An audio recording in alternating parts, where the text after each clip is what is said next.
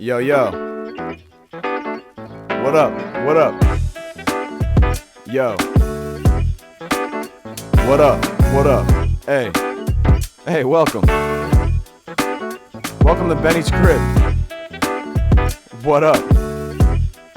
Yeah, just leave your shoes over there. It's cool. Yeah, thanks. Does that sound cool? Yo, what up? Welcome to Benny's crib. Friends, beautiful people, we are here yet again. It is another night. It is an enchanting evening in Portland, Maine. I'm here to set the scene because we got a great guest tonight. They just dropped a brand new project. I mean, one that I listened to today upon its commencement into the world. And I gotta say, the new album, Lies, Spies, and Private Eyes, Music to Investigate To, is pretty fucking amazing. I'm not gonna lie, man. It's an enchanting theatrical experience. An audible journey of supreme narrative upon first listen for me. In our guest words, they said, a cinematic music experience for a story of international intrigue, exotic romance, suspense, suspicion, and a word I had to Google, subterfuge. Grand Vizier, Jimmy Ozog. How the fuck we doing? Welcome to Benny's crib. Yo, Benny, thank you so much for having me on, man. Again, I can't thank you enough. Thank you, brother. Let's boost that mic up a bunch. Let's get you to like 80, 90%. Like, all right, how's like, this? How's this looking? Good. I'm gonna have you probably lean into when you talk. Yeah, just because I want motherfuckers to know. Yeah. Man,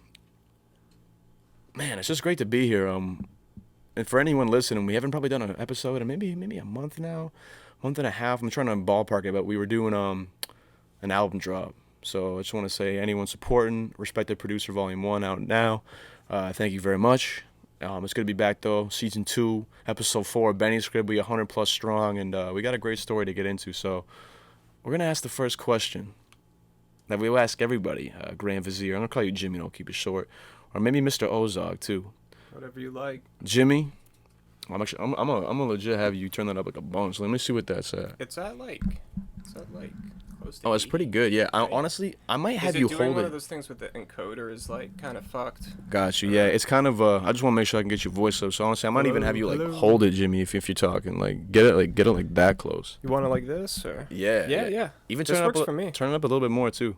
I want you to speak at the level you're comfortable at, but I want to make sure I can get the voice. Okay. Whatever. Just I don't know. Keep talking at that. That's perfect. Just keeping it like yeah, this. you Okay. can even bring it a little I'll keep closer. it this for a minute. Yeah. Now that we got all the technical beauties figured out here, back to the first question we ask everybody. Grand Vizier, Jimmy Ozog, what's your first memory of hip-hop? My first memory of hip-hop, if I had to really dig as far back as I can remember with it. Like, it's almost like two people, or I shouldn't say two people, there's like two types of answers that people give. Usually, like, the first, like, that's the thing I remember about hip-hop. Like, usually, like, they're very young, or even, like, in a really impactful moment where hip-hop kind of, like, made an impression on you. You can do either one of those. It doesn't really matter. Okay. I think I started, like, really appreciating just music itself when I was in maybe 4th or 5th grade, and I think that was just the time, this was, like, 2001, 2002, and Eminem was huge, Dr. Dre was still huge, Dipset, like, that stuff was all over When the were you radio. born again? What year? I was born in 92. Gotcha. So you, like, all the 90s and early millennium hip-hop pretty much. Got you. So that stuff was all over the place, and I, like, my parents were, like, super old-fashioned and, like, were really, like, cautious about what they would even let me listen to. Same. So, like, that hip-hop was definitely, I didn't know of it as hip-hop. I knew of it as, like, rap music, and that, like, rap music wasn't really good. It was bad because... it was kind of villainized in my Yeah, house. it's definitely villainized. It's, like, spoken of as being misogynistic and hateful or, like, really violent, and that it doesn't have substance. And I think I was starting to hear songs on the radio, hanging out with friends, and on the bus on the way to school and stuff like that. I think the first music that I knew of as, like, rap and hip hop was when 50 Cent's into club and get rich or die trying. Yeah, that like Drop. 03, 04, 05, Yeah, 50. A I think lot that of was people bring that up, to be 03. honest. Yeah, dude, that album was like a big fucking deal. That was, I think, arguably the biggest. I mean, you could even argue that's like the biggest hip hop debut of all time. Everything's subjective in this art shit, especially when it comes to like opinions about music. But at least for I think our like youth, was there a bigger debut than that? Maybe College Dropout by Kanye West. Maybe. Maybe, but I It's hard mean, to say. even I guess College Dropout came out when I was in middle school, and I don't really remember people being as hyped for that the same way that like they were hyped for 50 Cent. That's true. Like 50 Cent was more of a he was like a rap star, before like Celebrity. Kanye took a few years to build up to become a star, but like That's a good 50 point. was a star from the get-go. I think in like the mystique of like G Unit. he's being shot 9 times, all that. I mean, 50 Cent literally had kids in my white ass Old Orchard Beach middle school wearing, man, what the fuck were they called? Textbook book covers, as like fake do-rags. And, Oh, like, yeah. saying they were in G Unit. And I'm like, what the fuck's going on? Unit. Like, Yeah, that's what everybody wanted to be like. it's so wild. That's tremendous. That's tremendous. Let's keep it in the youth, Jimmy. Where are you from? Where'd you grow up? Are you a Mainer? I don't know if I count as a Mainer because I was born in Virginia. Okay. But when did you move My to Maine? family moved to Maine when I was like less than a year old. Can so you remember anything besides Maine? No, I call you a can't. Mainer then to be straight, bro. Okay, Born in word. Virginia, but you were raised in Maine. It's true. Where did you grow up in the 207? I grew up in Bangor. Banger. Bangor, Maine. I'll get into. I know some of the cats in this who have been on this cast who are also producers from Bangor. I imagine you know who I'm talking about. But before we put the subject on somebody else, I want to keep it on your story. Okay. What were your hobbies kind of growing up as a maybe kid into adolescence into teen years when you start having more free time? Yeah, so I loved video games when I was a kid. I loved computers when I was a kid from like a really young age. My mom found a picture of me recently when I was like 3 on like the IBM, playing a game. The or some old school shit. block computers. Yeah, big monitor, big tower. Big tower. Yeah. Keyboard that like makes a clack or Yeah, click yeah. every time. Oh yeah, a man. beautiful time to be a fan of computers. The early man. 90s, the mid 90s. I remember some of my earliest memories are like playing video games, and my dad was really into video games. What That's was why. like your big system as a kid? Did you have one? PC? PC. That's pretty dope. Yeah, well, yeah, like I couldn't get my parents to buy me a console ever, but we did have a PC. That's pretty ill. So did your parents just have a computer at the crib already, and you're like, all right, let me get it popping with this Yeah, fucking we video game always shit? had a computer because my dad was super into video games, and he would like play games, and me and my 2 sisters would watch him play. That's pretty ill. So he Yeah. passed that trade on to you, so to speak. It did. And the other thing I realized in recent years with video games is how much like the music in video games of that era and up until now really influenced my perspective in music or my interest in music too. So like music, video games, those things overlap for me. That's really interesting because I'll touch more upon this later, but just for conversation's sake, I get a heavy score feel off the new project. Like, it's I'm not familiar with Score. not score, like score. Like it feels like it's I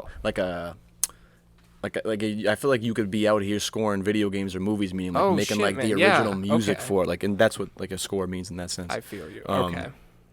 not like it's like a Sorry, I heard you wrong. Like it was somebody's name, or like There's a it lot of sounded like Scorf it sounded like influences a on the video project. game, like Gorf or something. So Is it's is like, Gorf what a do you- game? Gorf. It's an old ass arcade game. Got you.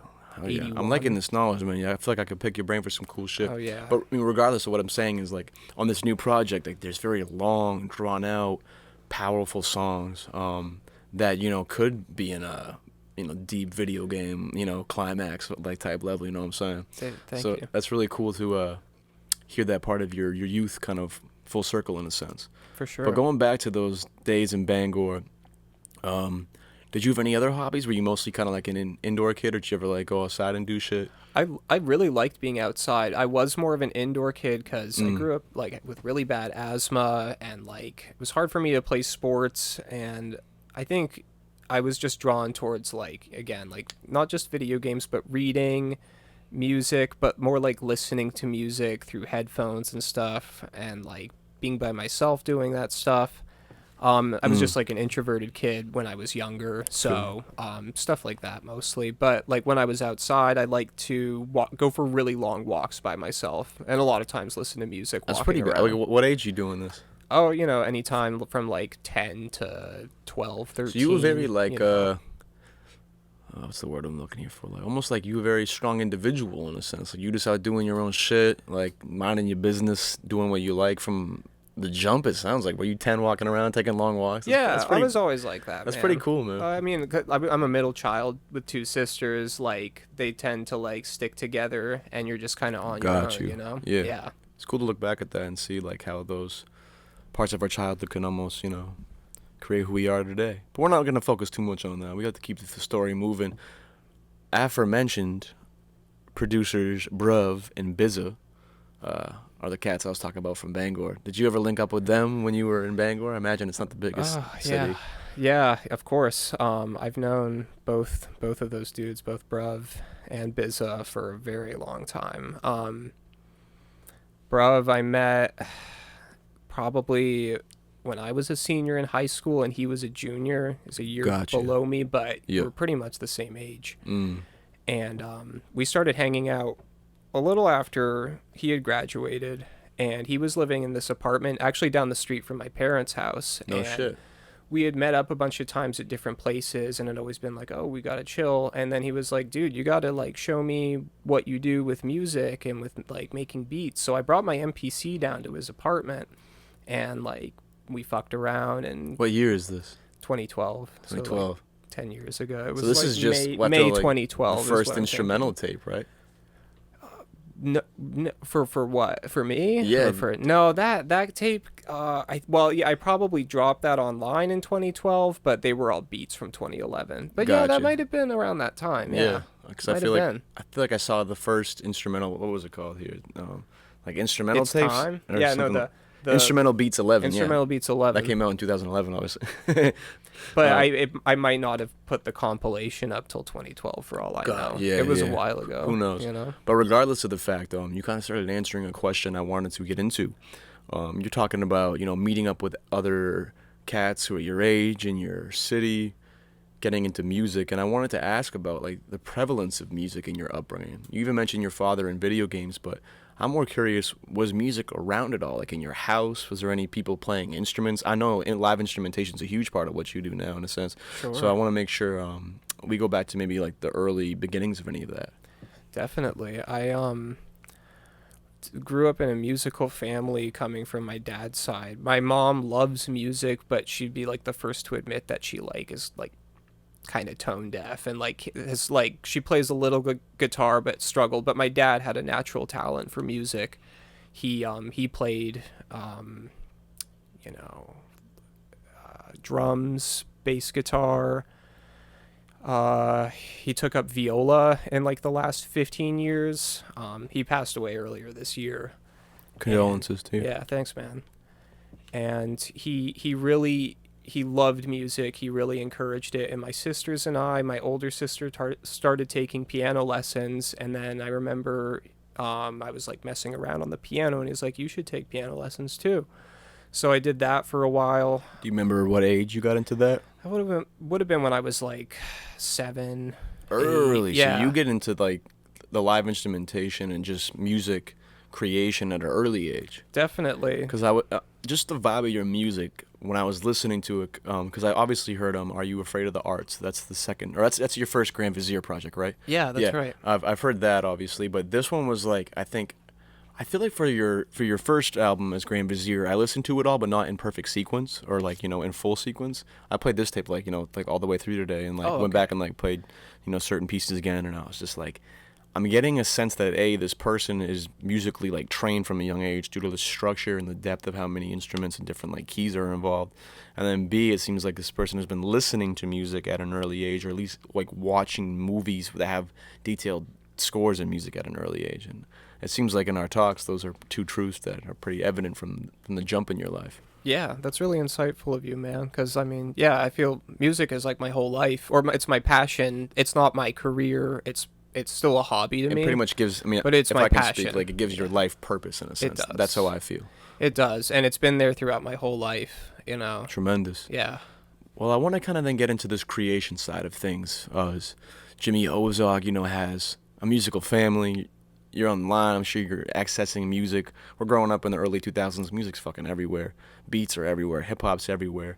But when did the switch from maybe, piano and instruments pivot to wanting to put out like a beat tape in like 2000, or at least in 2011 you made those? Oh, yeah. I want to kind of get into that element of you as a musician, if we can.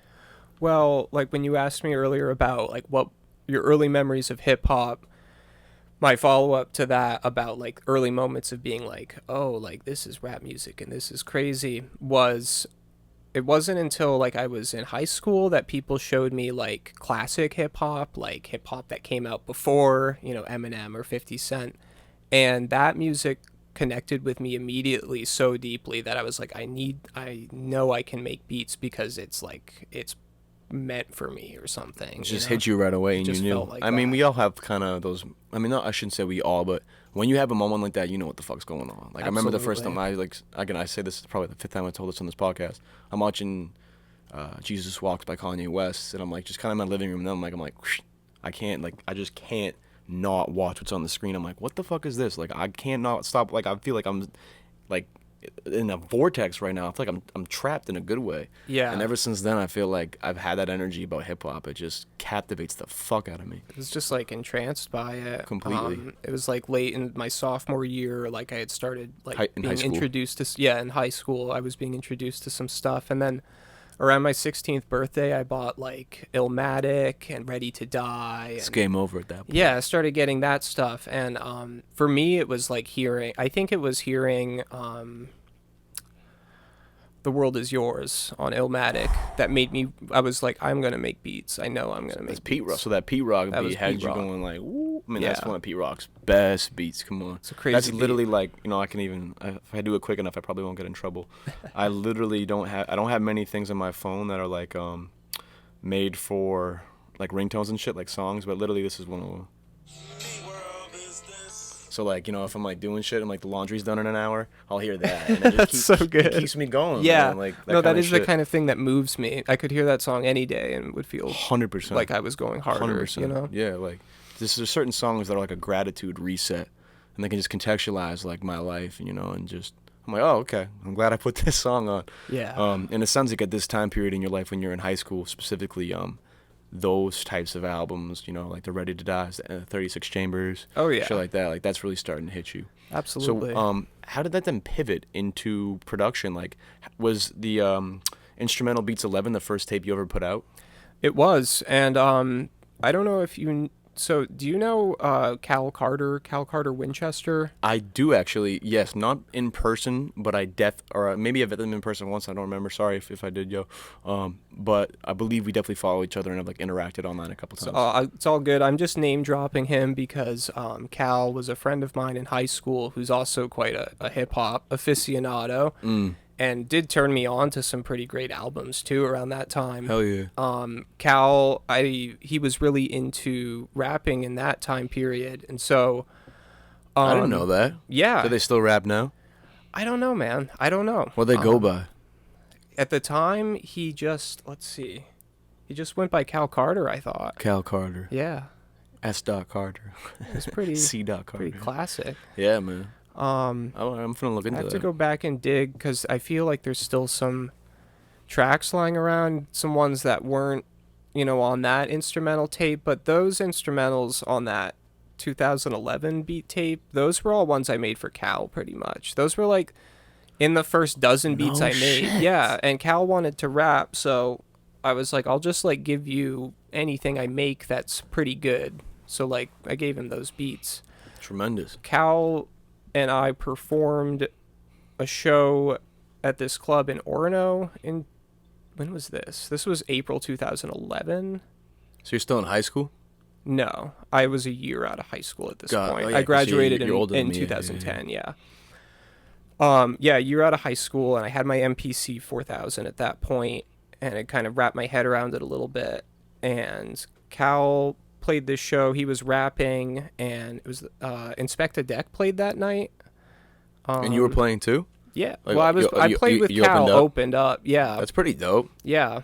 Funny, I remember I didn't stay that night. I just like after playing, I was like kind of wiped and stressed, so I just dipped out and went and like got high with some other friend or something. Yeah. Nice. Yeah, yeah, yeah. I didn't even stick around for Inspecta, but I'm Hey, I sure he was mean, dope. we all have moments like that in life where like, you just It gotta was too dip. much pressure at that. I was like 18 and like I was like I don't really feel like I'm a performer in that sense. Like Got you. I'm more of a studio cat. Like I spend all of my Steely time. Dan type shit. I guess, yeah. Steely Dan, like, never, I think for like years they never performed. They just would always do like deep studio albums, like really good studio. They were definitely just they were deep in the studio like vibes. obsessive. Yeah. I love that shit though. One day, Jimmy Ozog, we're gonna be just doing this music shit.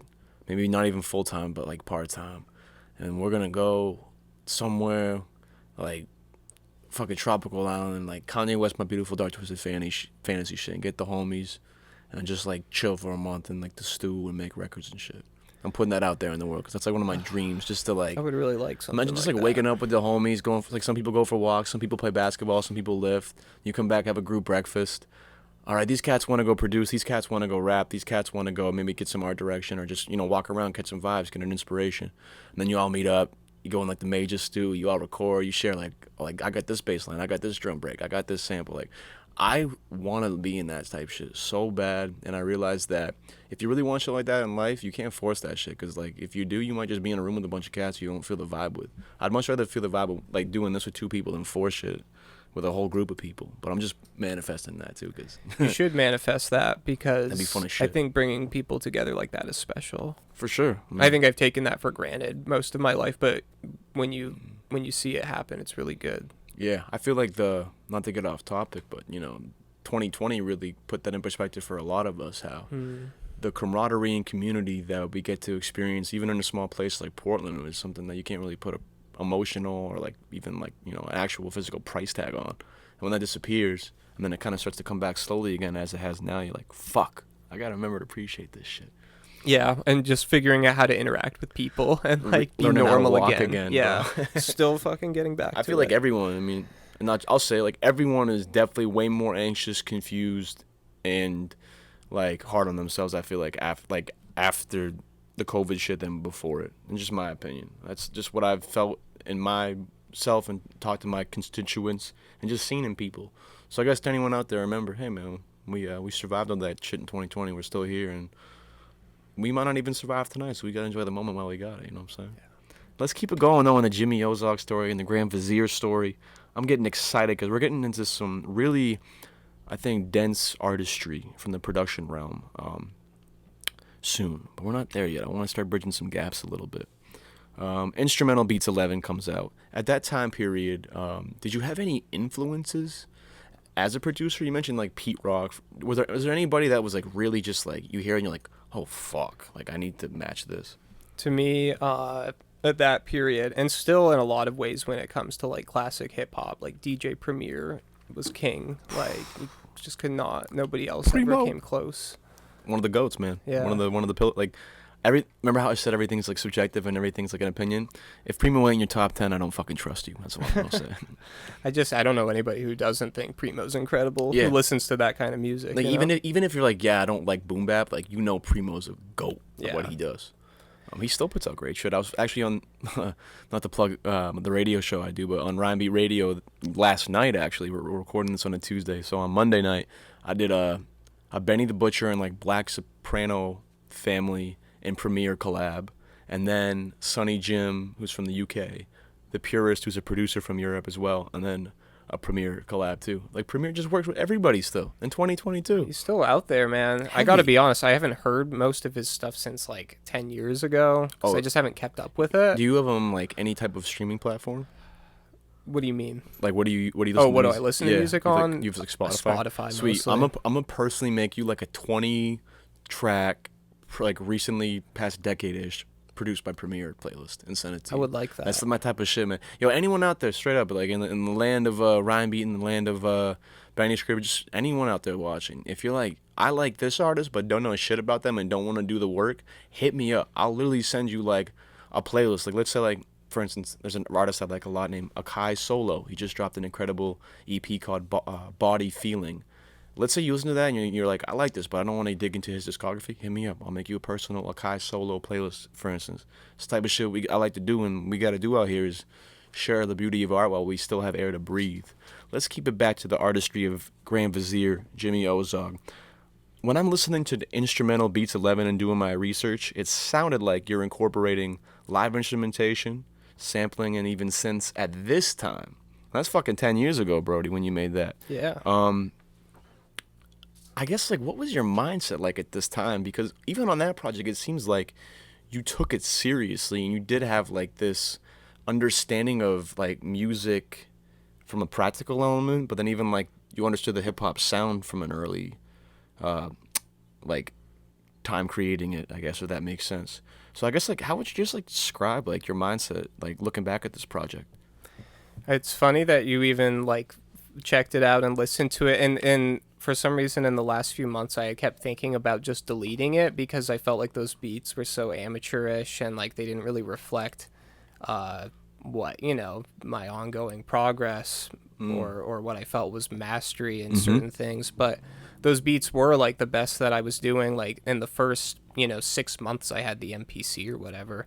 And I before I got the MPC, like by my junior and senior year of high school, I was thinking about hip hop 24/7, listening to it all the time, like buying, you know, going through the sources, 100 best albums. Their list from '98, by the way. That's pretty wild. Yeah. What was number one? Did they have it ranked, or was it just like I don't. 100? It's just 100 of the greatest. I kind of fuck with that. albums. The more days I go by as like a writer or journalist, like the less I like to have like a straight like 1 through 10.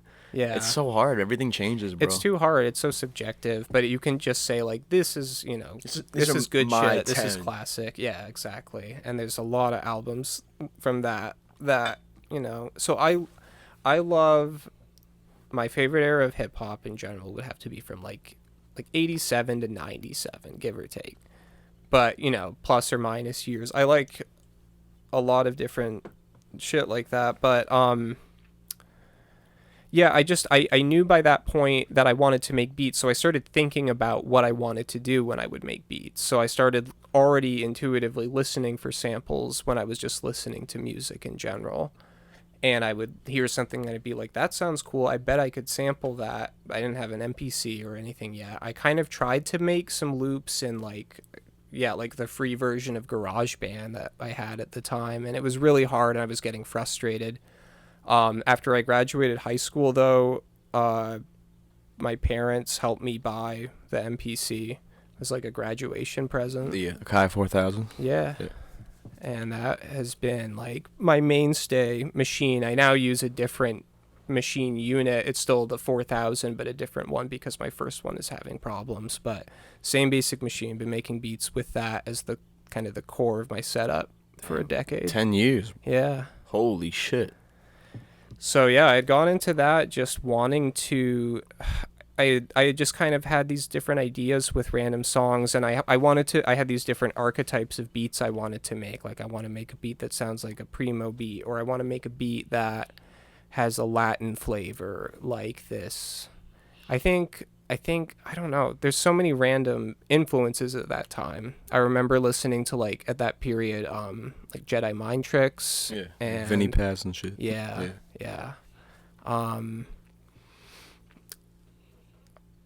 Yeah, and trying to use live instrumentation too as a complement to the sample. And that's taken a long time for me to wrap my head around. Oh, that's all right. I heard like there's a horn outside Yeah, right now, yeah, and I train thought it horn. was like literally like organs. So I'm like, It sounds like it. is there like organs on my phone right now? And I'm like, who the fuck in the building is playing an organ? And then I hear it's like, you know, just typical wharf shit. That's Portland for you folks. You're hearing a goddamn wharf siren right now, a wharf horn. That'd be a great name for a band, a wharf horn. By the way. I like it when I can hear the train horns near my apartment that are like playing a sad chord, like in the distant background. It's like mournful. It's pretty fun. Yeah. Well, I guess that was a good. I guess the boat was like, all right, time to wrap this tangent up. But regardless, at this point, again, my point really in questioning you about that time is, it seemed like upon listening to that, you've always put like time into what you're creating. It's not you're just like, let me pick a quick sample, flip it, like get like a primo drum pack and rip it and like say like I made a dope beat. Like it's evident, even on your first EP that had like less than 5, 6 beats on it. It wasn't even that much. You've taken time into the craft, and I think the theme of time and I think the theme of the craft are important now because I want to shift. It's a big shift. We're almost going 10 years into the future from instrumental beats. But I want to try and bridge the gap between that first tape and Are You Afraid of the Arts? Sure. I imagine a lot happened in your life between those two projects. Yeah. Because they're, 9 years apart? Yeah, I mean, yeah, that's that as far as release dates go. Yeah. And so for what it's worth, Are You Afraid of the Arts? I would say like the recording really even started in 2017. Yeah, so you know that. One of my other questions was did I miss anything in my research? Was there anything like you dropped? Because I imagine like you seem like someone you study. You might maybe have creative lulls and then you get back inspired again. But I don't see you like ever stop and hitting that MPC. I don't see you ever like not like at least listening for samples. No, never stopped doing that. And I think the only thing that I ever might have publicly released that you would have missed would have been a few random tracks on SoundCloud circa like 2015, 2016. So kind of right before like the initial recording processes, or at least like conceptualizations of Are You Afraid of the Arts? Yes, definitely. What the fuck's on that album cover, by the way? Is it clam juice? Those are excuse me. Those are horseshoe crabs. Horseshoe crabs. So it's Yeah. crab juice. It is. It's crab blood.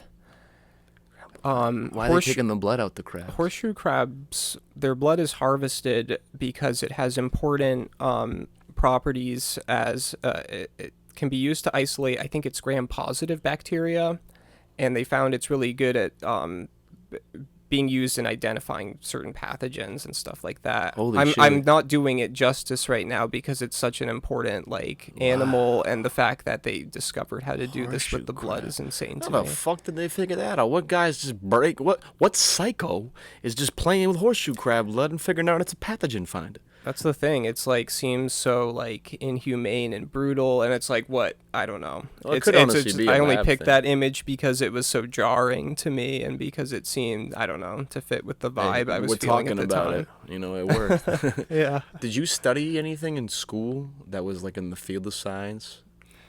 I switched majors a lot, and I definitely took like science, biology, chemistry Yeah, classes. I was getting a that heavy kind of bio stuff. vibe when you were rigging that down. I'm like, I feel like this motherfucker sat in a couple bio labs. Oh yeah, for sure.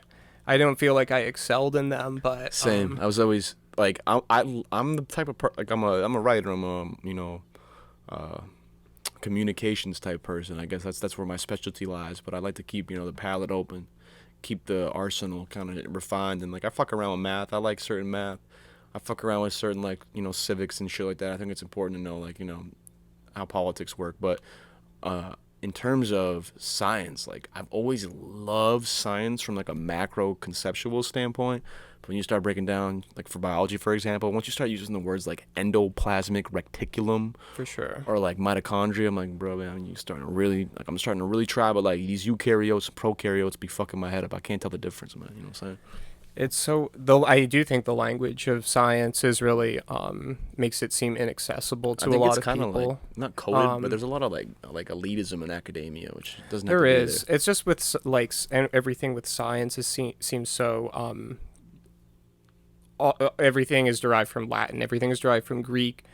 The only reason I've started enjoying that aspect more is because I like have a background in Spanish too, which I don't really speak That's anymore. cool. But like that made me appreciate like if I can learn more about Latin roots, I can understand science words better. Yeah, that's actually So- you kind of blow my mind because I definitely wouldn't consider myself a linguist by any means, but I mean you can tell right now like I can talk with the best of them to be straight. That's probably one of my Language. I definitely am a huge practitioner in language and in the understanding that language is like magic. Language is code. There's no predetermined language that is here for humans or any organism in this universe. We have somehow accepted letters for centuries of fuckery of influences like from Latin, like whatever romantic languages. I'm talking on my ass right now to keep the motherfucking No, I know. stream of Do consciousness you ever flowing. like to look at the Wikipedia pages about letters?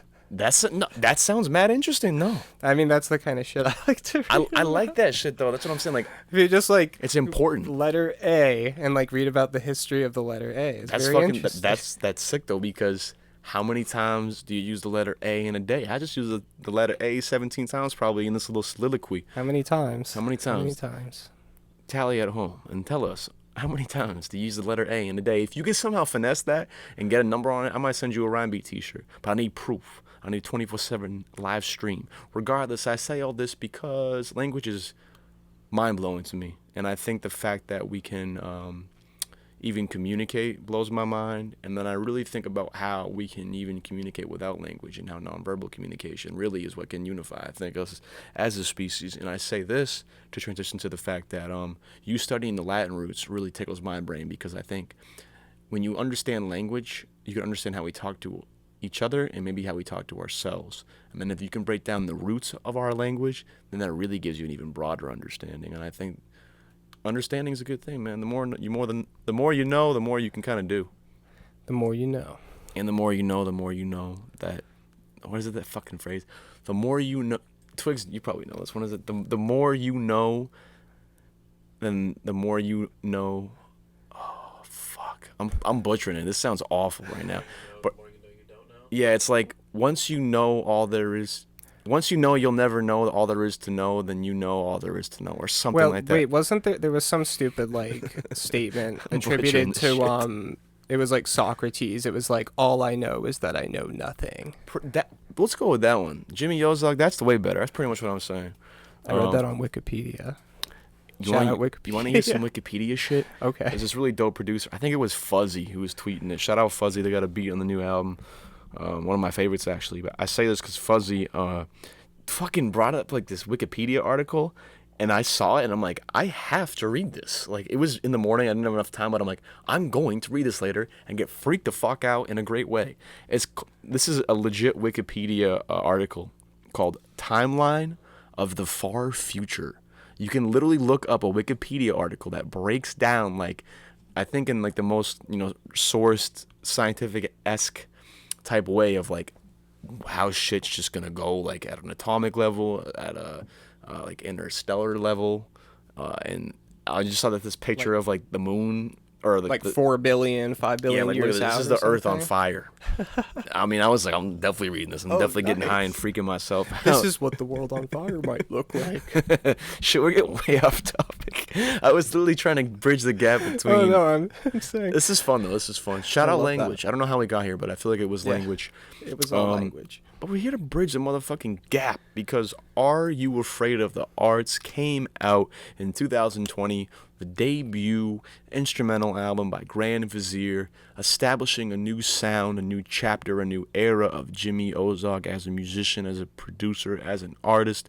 The tapes that have just dropped are sick. Go on Jimmy's Bandcamp, on the Grand Vizier Bandcamp, and buy those. I want to get us there, though. Before we talk about that album, I want to get us there. When did you move to Portland? I moved to Portland in May 2019. Perfect. So before this project came out, but during the construction of it. Correct. Awesome. Before we kind of get into Portland, then, when did the idea for this album start? Did you have a name? Like, did you have an idea of how you wanted the music to sound like? Talk on Are You Afraid of the Arts? Sure. I feel like maybe the early concepts of a couple of the beats came about in 2015 or 2016. When I kind of was getting the idea that some of the beats were viable in a way that I could put them on a tape release or something.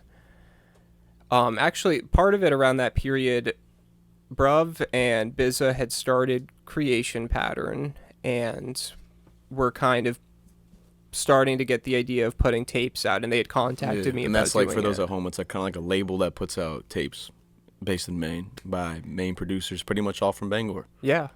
And I don't know whether they're planning on continuing to be active at this time, but at that point they were putting out some great releases. It started with Bruv Zone tapes, and then Bizas followed right after. Um, so at that point they had contacted me, so I was kind of trying to brainstorm like what are some like beats I've made that are really cool, stuff I've shown them that they really liked. Um, I remember my palette was starting to expand more with the synths and with my interest in samplers getting deeper and deeper than ever. Like I am obsessed with samplers and just like vintage I've hardware. never seen like the instruments you list. I'm like, oh yeah, like a Kai, like MPC 4000. Yeah, I'm like, okay, like yeah, I can tell this is probably like a sampler. This sounds like it's like a keyboard. And then I'm just like Googling everything. I'm like, oh, this is another sampler and another keyboard and another sampler and another keyboard. I'm like, holy fuck, Jimmy, you going deep in it. Yeah, yeah. That's the other thing is I am like a gear addict or like just gradually acquired stuff over the years. Probably from like just living with my parents for a long time and like not having other uh, hobbies besides music helped.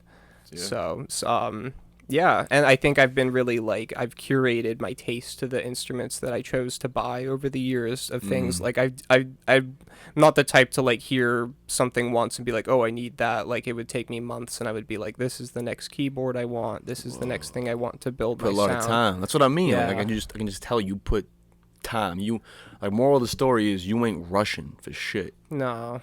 No, I mean, I feel like it's taken me my whole life to get to this point, to this like level of competence or ability. Yeah. But Oh, it's yeah. also because I've been sinking more work in than ever. Mm. And That's tremendous. Yeah, I like to take my time. Yeah, so it sounds like you really start to formulate this identity as an artist, like, and preserve it. And a couple of years before, almost, Are You Afraid of the Artist gets dropped.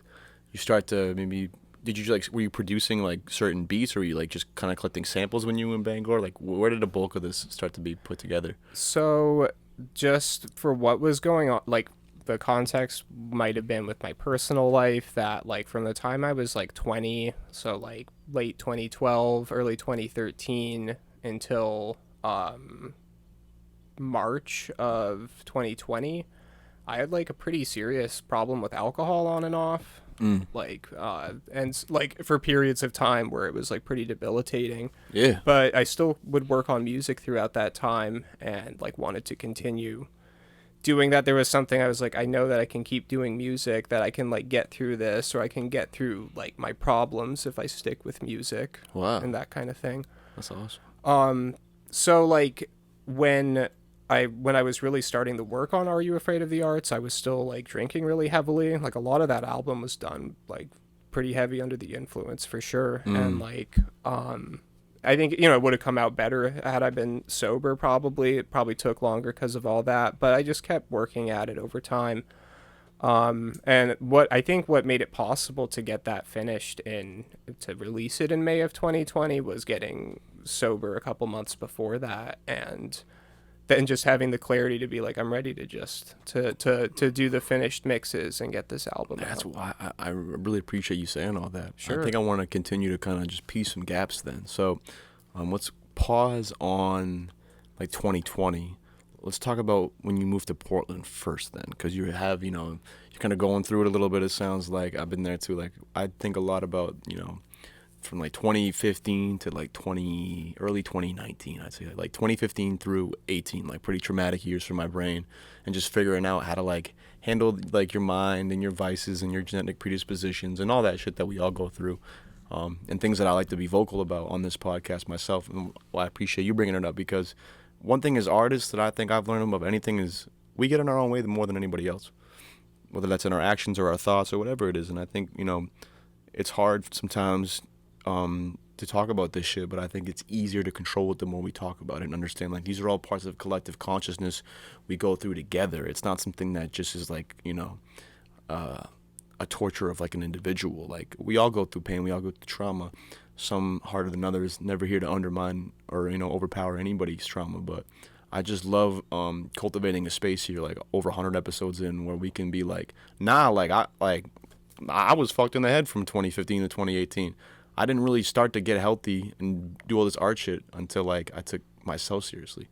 I've And I think, noticed you seem to live a healthy lifestyle. thanks, man. I appreciate that. I really tried to, because just have predispositions to anxiety and depression, and I think in America there's so many, like just unhealthy themes in the I can never pronounce this word, in the hegemony of the country. It's like I feel like every day I see a fucking like a fast food restaurant get put up, and then two like spots down an urgent care gets put up. Yeah, like for sure. motherfuckers just be like not exercising, not taking their health seriously, and then getting sick. And like I actually just wrote look at how many like in Maine alone, how many fucking breweries, how many weed stores. Bro. Like, it's hard. Like it's hard to have that balance. And like I mean, I sell weed for a living, straight up. I mean, I'm smoking sure. heavy. I'm not.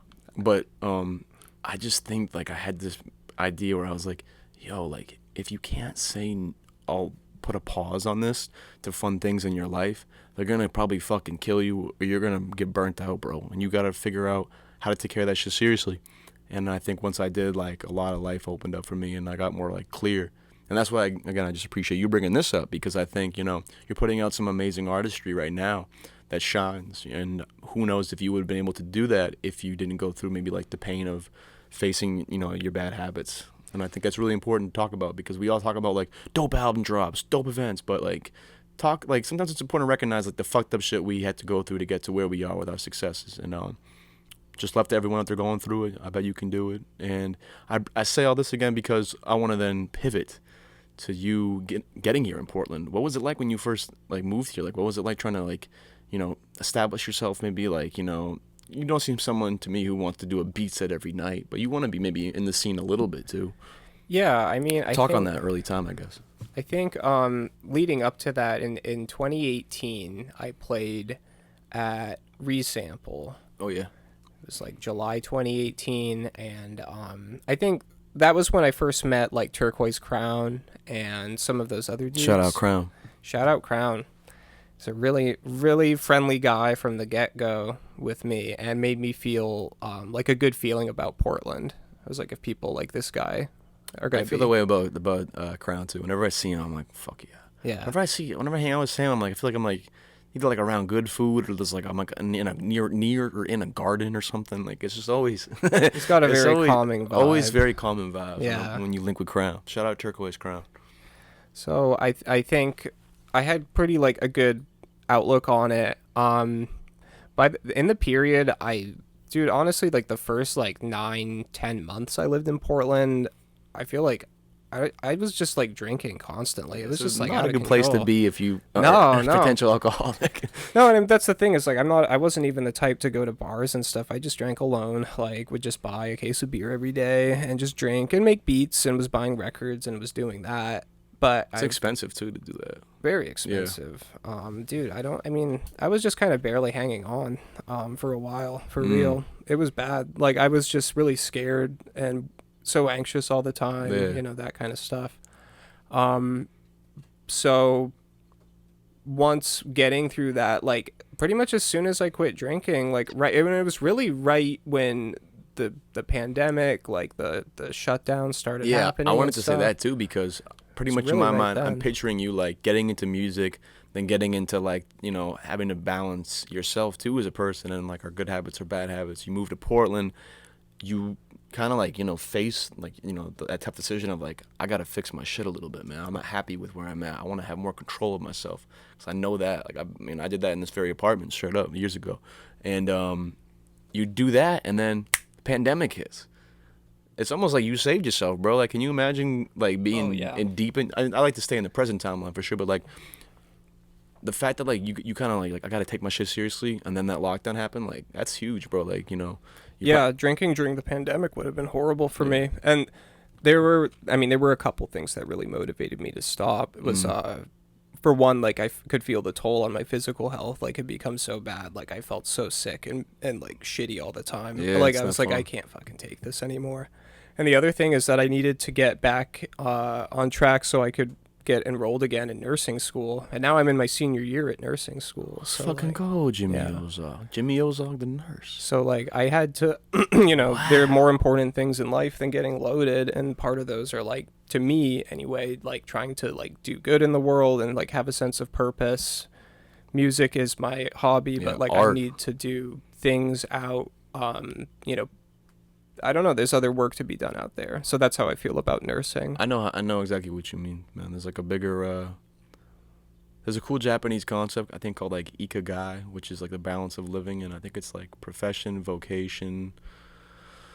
Oh, it's pretty much like I can't explain it, but it was almost like there's like four sectors. It's like something like you can be paid for, something you like to do, something that like the world needs, and like something you're good at. Yes, I've seen this. Yeah, I and think it's you like shared it with me. yeah, they all like interject, and I always kind of think that shit. Like I personally like I love Rhyme Beat Radio because I get to do a radio shit, but like I personally volunteer at WMPG. Like I just love going there and like trying to like connect my shit to them and be like, yo, like y'all have a lot of pull and a lot of fucking state funding. Tap me into that, Right, bring me and in. like let's actually like do community oriented shit. Let's get like a backpack drive for Kennedy Park. We don't need to like do some concert for students on campus. I hate to say this kind of shit, but it's like if you really care about community, don't fucking just like make the people who have everything like happy all the time. Shift some of the resources, shift some of the attention, shift some of the energy in like conversations, and allow people whose voices are like in these communities to speak for them, and don't have people who don't have any side of the community say what they're thinking. And I do think like slowly we're getting into a place where people get that more and more. It's still hard though. Even the most open-minded place in Portland, there's still a bunch of dumbass closed-minded motherfuckers out here, bro. Yeah, I believe it. I mean, everything moves so slow throughout history, right? It really does. And Progress like is slow. progress And is it repeats slow. itself too. History repeats itself. It does, man. I mean, it feels like we're stuck 50 years ago with some things in the world we're living in. So, Very true. If I may, but though, that's what motivates me to get out. Like, the world is messed up. Why are so many people willing to sit around and let it be like that? I have to go out and do something. I might not make a difference, but I have to try, right? yeah. What was that great Tupac Shakur quote where he says, "I may not be the change in the world, but I could be a spark that causes it." Correct. And that's For why sure. every fucking and also I just think you have no clue what you're ever gonna do. I think back to like what um, DJ Kool Herc and Coke LaRock did it at on Sedgwick Avenue in the Bronx in the mid '70s, early '70s. They were just motherfuckers, a couple of fly motherfuckers who were musically talented, trying to make a party. If they didn't do that party, we wouldn't be here right now, my friend. I know. So the impact of the moment can never be understated. The impact of art and creation can never be understated. Speaking of arts, Are You Afraid of the Arts comes out in 2020. And in my opinion, I feel like that project was a culmination of your growth throughout the preceding decade. From a sequencing standpoint, like in an arranging standpoint, no doubt. But I think from a music standpoint especially, the music, I wrote this down. It's lush, it's full.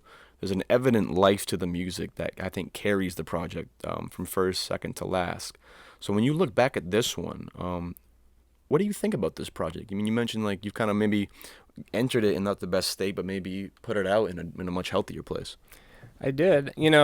Despite all of the bad things that might have been going on in my life at that point, I felt like I was getting better at music. I still had direction. The way that album kind of happened, it was just, it's so fucking long. It's too fucking long. But, like, the reason it has so many tracks is because I had just become more productive again by 2017, 2018, where I was starting to make more and more beats that were trying to branch out further from just, like, boom bap and hip-hop, keep developing a different sound, tapping into other styles of music I had heard over the years since I had started making beats. When I started making beats, for instance, like I had never heard stuff like vaporwave and like people taking like super slowed down like 80s samples and like making trippy music. And I was like kind of trying to do my own thing with that when I started making beats, but I was like I couldn't wrap my head around it back then. So it took like developing my skill and making more conventional beats to be able to do less conventional stuff too. Yeah. Not that I think my music is that unconventional, but Well, I know what you kind of mean. It's like you got to figure out how to build the shit so you can figure out how to take it apart. right, for sure. It's all like building up and then disassembly and Yeah. stuff. That's awesome, yo. So, Yeah, so the reason that those tracks, are all over the place in genre and in instrumentation and style is just like I was just starting. I just would have an idea with one sample that I was like, I've been meaning to work with this for a while. Let's go with it. And it was just Mm. many different types of beats. And then it felt like I was able to put them in an arrangement that carried the mood for the listener in a Yeah, way that went along with those. I like it. I mean, Yeah, I do think that's like um a cool like rebirth as you as a producer in a sense. It really set forth, I think, like this project that I want to talk about now. But before we do that, Are You Afraid of the Arts does have a cassette tape release on your Bandcamp right now. that's Am I right. correct? So go That's support still available. Grand Vizier, Vizier, Vizier. Grand Vizier, and Thanks, Benny. yeah, I try, man. I try, man. I'm trying. Grand Vizier tape on Bandcamp because we gotta talk about the new album now, yo. We've talked about how we got here. We talked about Bangor. We talked about personal growth. We talked about all this important shit. But I'm wicked pumped to dig into this new album. Jimmy O's Grand Vizier. This new album's pretty fucking wild, yo. Upon my first listen, I was taken aback at how much time and depth it appeared you put into this. Obviously, like an assortment of synths, keyboards, samplers, beat machines. Shout out the MPC 4000, still kicking. Live instruments, production elements. There's a lot going on this one. First off, what was your mindset like going into this project? You haven't dropped an album, with Are You Afraid of the Arts? You hadn't dropped one maybe almost a decade. Yeah. You back drop another one, what, less than 2 years? Yeah. What's your mindset like for this project? Because, like, after getting Are You Afraid of the Arts out, it's like getting that initial big full length release out, and you're like, that's done. Like, whatever that was is what it was, and now I'm just going to I don't know, let's branch out. Let's pick something else and run with it. Um, I'd had the idea for a while to do, like, at the time it was just probably going to be like a short beat tape or an EP of like tracks from like James Bond records or something like that. I had started buying those soundtracks. I'm a big vinyl junkie, have a collection I need to like cull at this point. So once I was starting to work with those, had gotten a couple beat ideas flowing. I think Spill the Beans was the first beat that started getting made I on fucking that. love that one. Thanks, man. And that's like my take on the classic like 95 era boom bap style. Um I liked where that beat was going a lot, and I was like, this is good enough that if I keep polishing it, it would be album worthy. So, kind of going off of that, I started buying up every soundtrack I could find of like James Bond movies, spy themed movies. There's like a million of them in the 60s and early 70s and like the Cold War era stuff, Yeah. TV shows, Twigs. all of that stuff. So, yeah, so I started buying those up and just getting my hands on anything like that. And yeah, so once I started running with that, it just started kind of clicking. And it was last summer, I would say, that I was like starting to Really? make a couple more of the beats. I made the Here's Hoping I Don't Get Caught beat got Second one, started right? going. Yeah, So and I it's was really feeling that. So I was like, I'm going to get an album going with like this. definitely even before this like conversation, I could feel that sampling was a major, cloth on this quilt, so to speak. And it sounds like, I mean, you just must have been diving deep. Like, Yeah. you were just walking all the local spots, digging through the crates, looking for soundtracks, popping. Yeah, I got to say, shout out Moody Lords, because that spot, No you know, Converse, yeah. shout out Andy Wolfpack. Got some great soundtrack records from there. Andy Wolfpack isn't no Wolfpack. Did I say his name wrong? No. I'm not. I'm not. I'm actually sure. I know of a DJ named like. Is it Wolfpack? What is it? Okay. He also goes by Golden Coldies. Yeah, that's what I'm thinking of. Okay. Yeah. Shout out. Yeah. So you know him. I believe I saw it. Man, your brain gets so scrambled in this fucking post. I like, know, me too. I 2020 feel haze, bad man. if I got like one of his names wrong. I think because I he's saw an Golden icon. Cody's. Is it DJ Lone Wolfpack or something like that? That sounds think- right, but- Apologies if you're watching, homie, and I mispronounced it. But I'm saying this because I'm pretty sure I saw a DJ set at Moonshake, and I fucked with it. and I was like, this is dope. And then I followed the cat afterwards. That sounds like it would Yeah. be And him. Was it like any kind of like reggae, dub, I don't know, deep?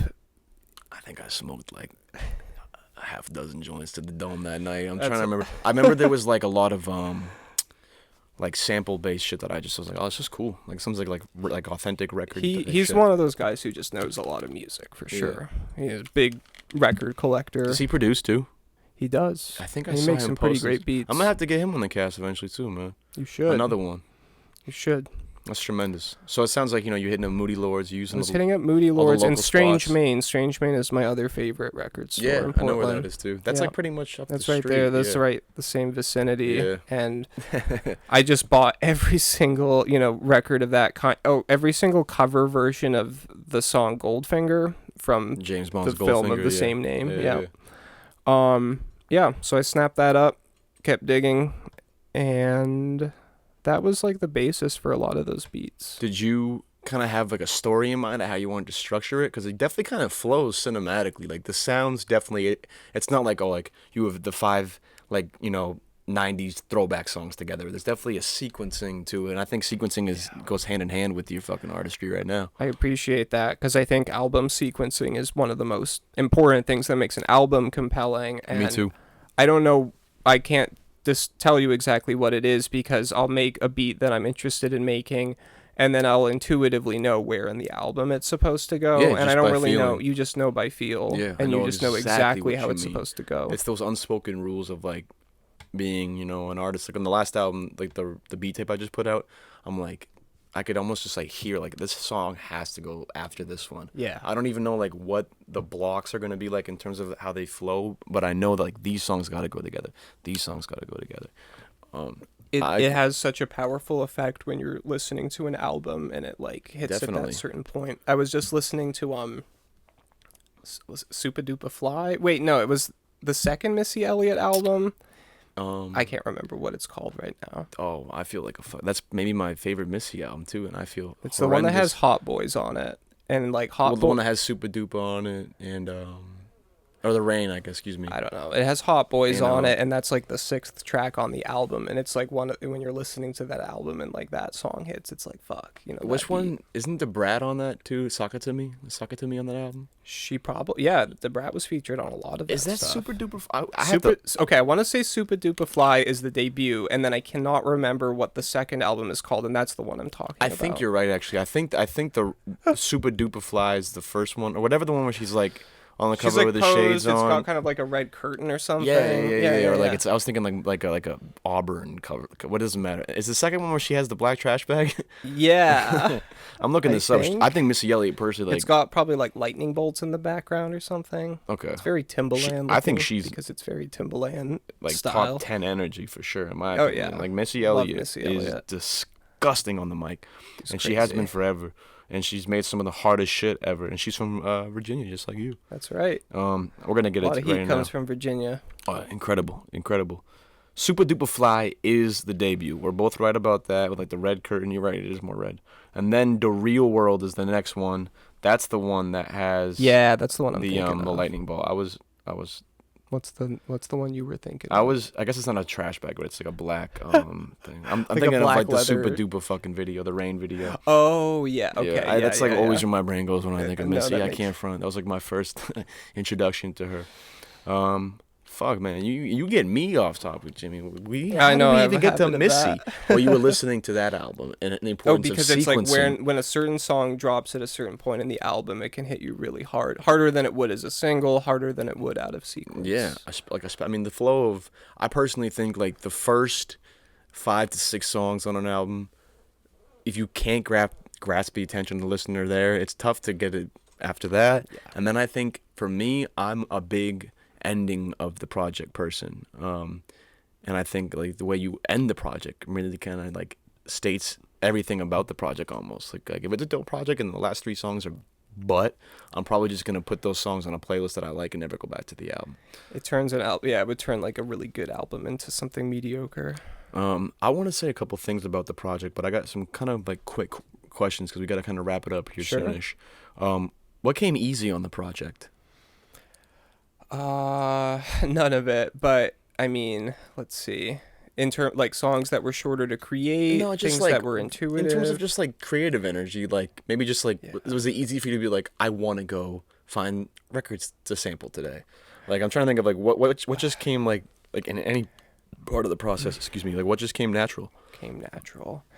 I Well, I'll felt say this too, actually, not to interrupt. My next question is any difficulties. So there could just be sure. all difficulties.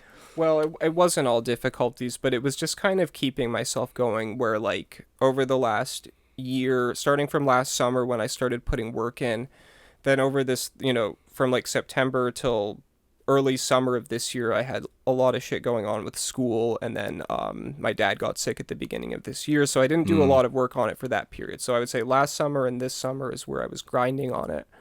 Um, I just kept putting one foot in front of the other, where every day I was like, I need to listen through 3 or 4 random records today to click with some samples, because I usually need to listen through records multiple times to hear the same samples or the ones that I'm like, I'm really ready to work with this. Um, so I did that a bunch. And then once I would get into it, once I would start ripping the samples I wanted, I would like go into like a frenzy and work on a beat for like a couple days straight and Hell get a yeah. lot of it done. So kind of once you like get the it all like structured almost, then it's just like I'm diving in and I'm in flow state. Yeah. Awesome. I mean, I would say some beats were quicker than others for sure. Like My Old Life was pretty quick. I actually just made and finished that probably in a week and a half, 2 weeks in June, I'd say. And I had just found the sample or had come back to the sample that month, and it became album worthy, Hell yeah. which wasn't the case for a lot of the tracks I worked on for longer. Mm.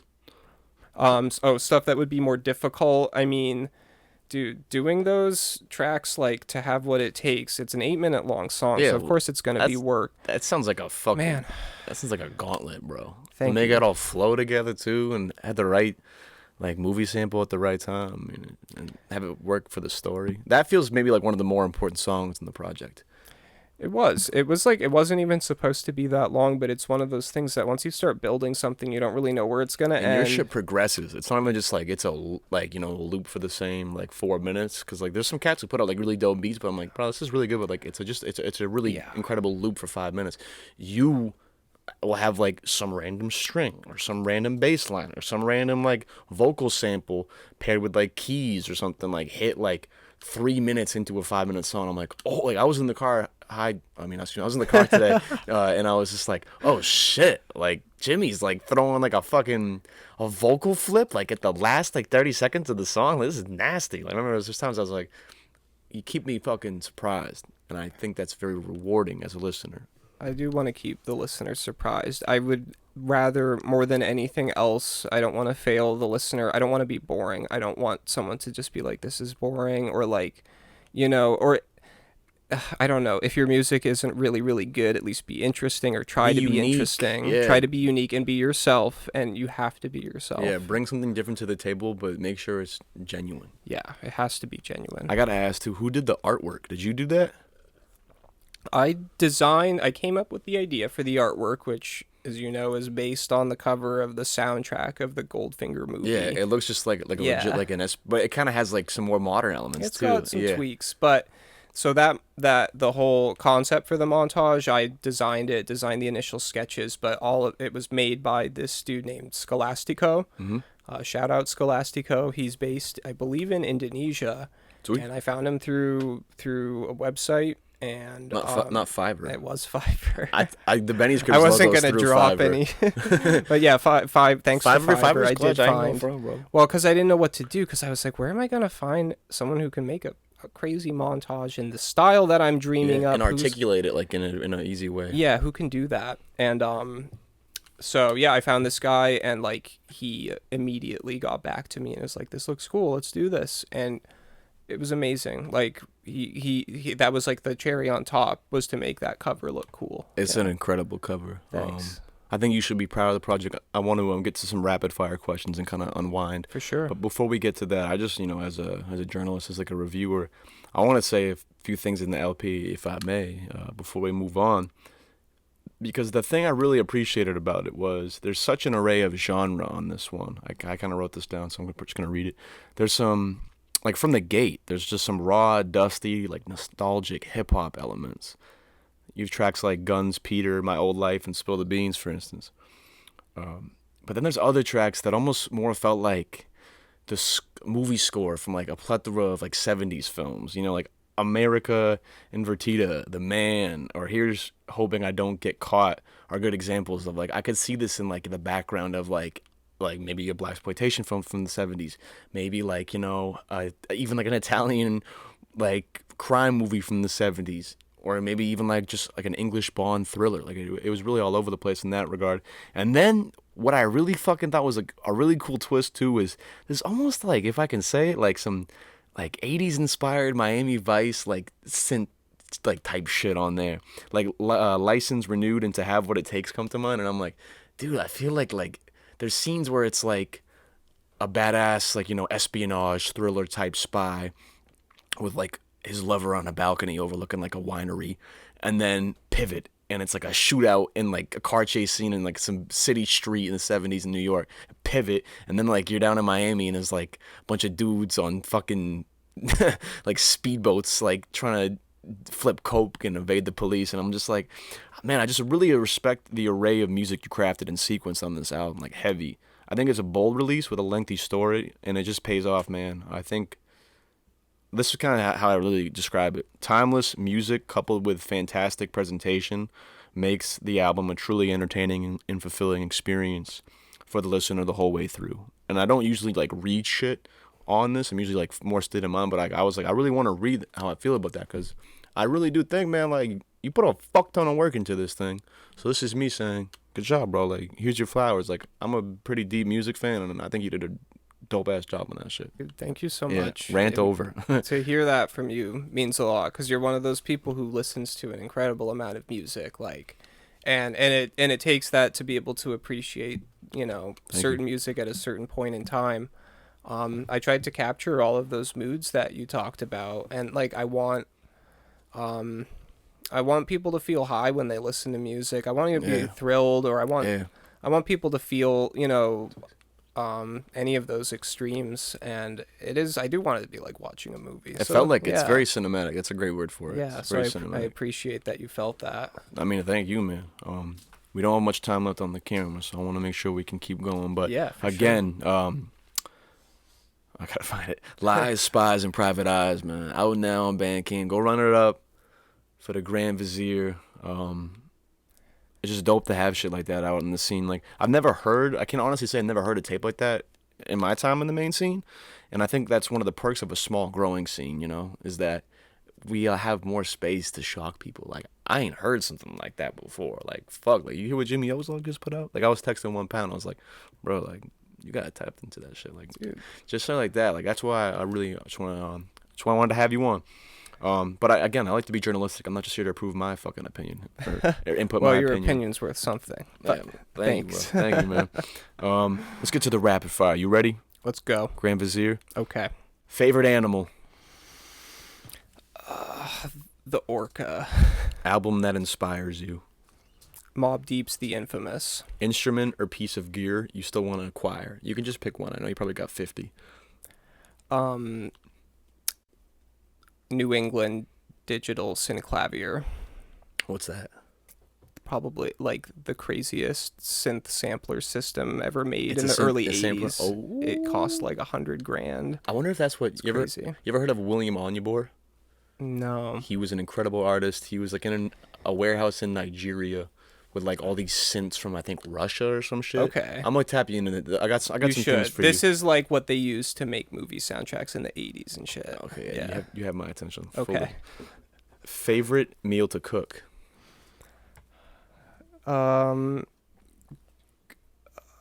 Grilled cheese sandwiches. Favorite meal to order out?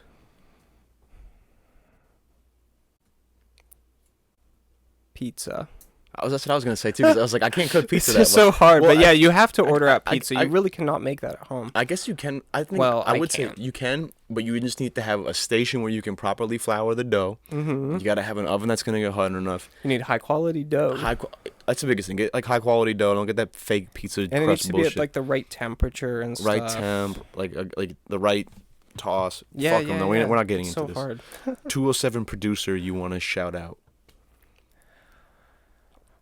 I would like to shout out Bruv because he has been a supporter of mine for a long time, and Hell I yeah. know that he's been genuine, and that means a lot. Tremendous. It's a great answer. Last TV show you fucked with? I recently finished Better Call Saul. Dude.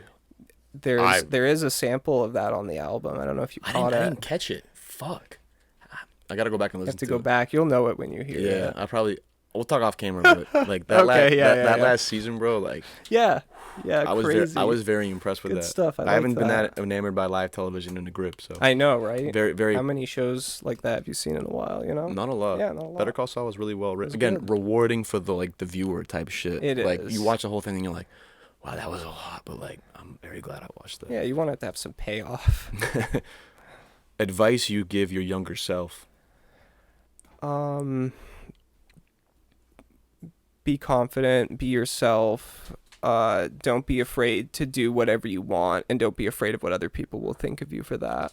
Do you fuck 'em? You got to create the score for a reboot of a kids show from our youth. What show are you picking to score? Oh shit! I got one, but I want to hear what you're gonna say. A kid show from our youth. Okay, Yu-Gi-Oh.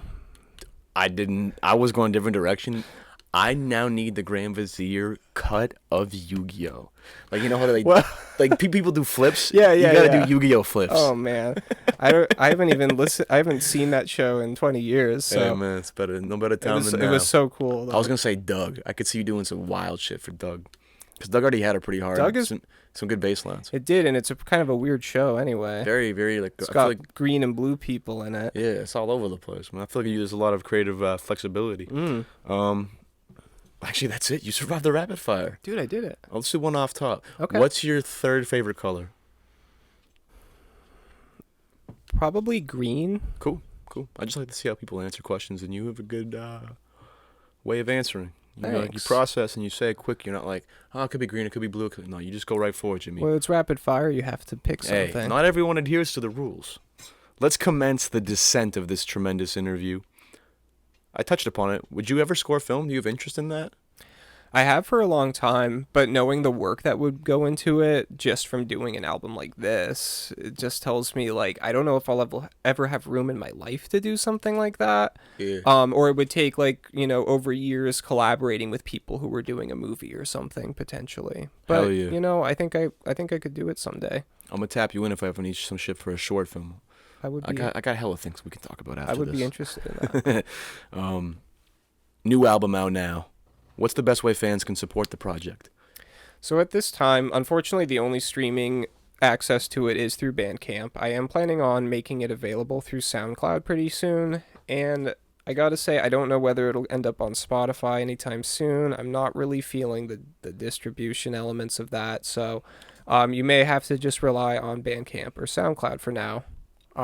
But they are free to download. It's a free download, free streaming. So I mean, go anytime you Is it a name your please. price though? It's a name your price. Yeah, go throw $5 on it. You go buy fucking some pastry or some shit. Just don't buy the pastry. Do 10 push-ups and buy the fucking Grand Vizier tape. That's right. You should do the 10 push-ups. You lazy something. You lazy sack of shit. Yeah. Hey, just kidding. It's No, it's okay. You spread can eat love, your you sack of pastries. shit. I don't care. all right, yo. Any All other right. way motherfuckers can support you? What helps you out? Just like you want to follow me. My Instagram is grand__Vizier. Show me love. Just tell me if you like my music. And I just love talking about music with people. I love talking about. I can talk about my instruments for hours. I can talk about my influences and stuff like music from video games from hours. So like I someone could show me love like that. But just as a fan, just listen to the tape. Let me know what you think. Tremendous. Well, this has been a very good interview. I'm not going to lie. I feel like we covered a lot of ground from your artistry and then potentially how you really started to evolve as an artist once you started to really try and take control of yourself as a person, as an independent entity, and I can relate to that theme heavily. I mean, most people can. Once you start to figure your shit out, the shit you're supposed to do comes more naturally to you. And I think I'm gonna try and remember it off top. Lies, spies, and private eyes is a culmination of that, or culmination of that, excuse me. And it was cool having you here and hearing about all the wild and in-depth work you put in. So I appreciate you being here. Unless you got any final plugs, I got one more question for you. What's that? Where will Grand Vizier, where will Jimmy Ozog be 1 year from now? 1 year from now, I hopefully I'll be a practicing nurse. So that's one thing. But Tremendous. in the world of music, I would keep an eye out for an EP I'm developing featuring samples from a famous Canadian songwriter. Celine Dion? No. I would also keep an eye out for early announcements for a new age electronic album to be dated. But, yeah, a year from now, man, I don't know. I don't know if there won't be another release, if that's what you're wondering. No, just but I like to kind of just be like, a year's going to come regardless, I think. That's right. Right? So where do you want to be? That's I want to be making more music, and I want to be taking my time. I don't want to feel the pressure to finish this album was like brutal and like crushing, and I spent hundreds of hours on it this summer, and I didn't really do anything else. And like I just I lost weight during making this album. I didn't eat enough. I like didn't take good care of myself. I don't want to do that again to make an album. I feel you. So I'm going to keep that in mind and, like, again, take my time, develop things, and take better care of myself a year from now. Every day. Someone who's taking better care of myself like I do every day. Just try and do a little bit every day, man. Yeah. That's really it. Absolutely. Don't beat yourself up. No. That's the easiest thing to say, one of the hardest things to do. Stay true and love yourself. Tremendous. Grand Vizier Jimmy Ozog. Thanks for coming. Everyone at home, thanks for listening. Shout out Soto on the instrumental. Shout out you for just being you. And we'll see you next time. Much love. Peace.